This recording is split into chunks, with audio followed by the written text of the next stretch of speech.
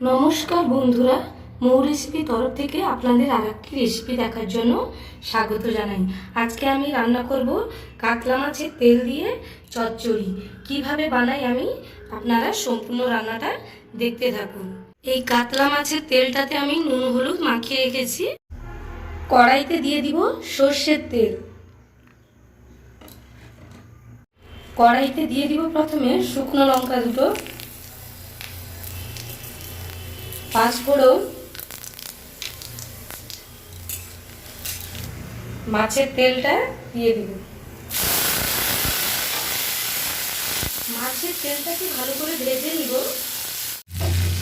তেলটা আমার ভাজা ভাজা হয়ে গেছে। আমি উপরের দিকে তুলে দিলাম পেঁয়াজ কুচি আর কাঁচা লঙ্কা কুচি। ভালো করে নেড়ে নিব। বন্ধুরা, কে কোথা থেকে দেখছেন আমাকে কমেন্ট করবেন।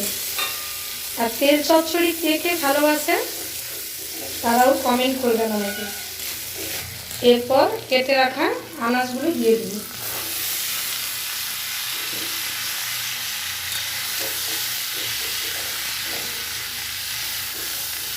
এর সাথে দিয়ে দিব লবণ আর হলুদ গুঁড়ো।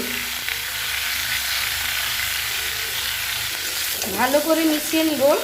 2 মিনিটের মতো ঢাকা দিয়ে রেখে দেব। 2 মিনিটের পর ঢাকাটা খুলব।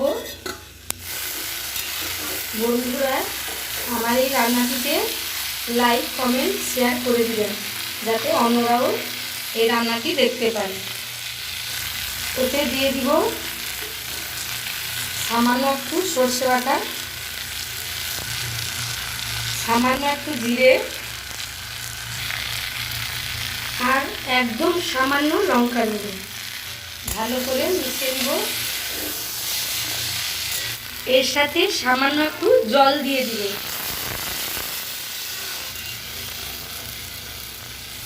আবার 2 মিনিটের মতো ঢাকা দিয়ে রেখে দেব। 2 মিনিটের পর ঢাকা খুলব। তরকারিটা হয়ে এসছে। আমি তরকারিটাকে প্লেটে সার্ভ করে দিব।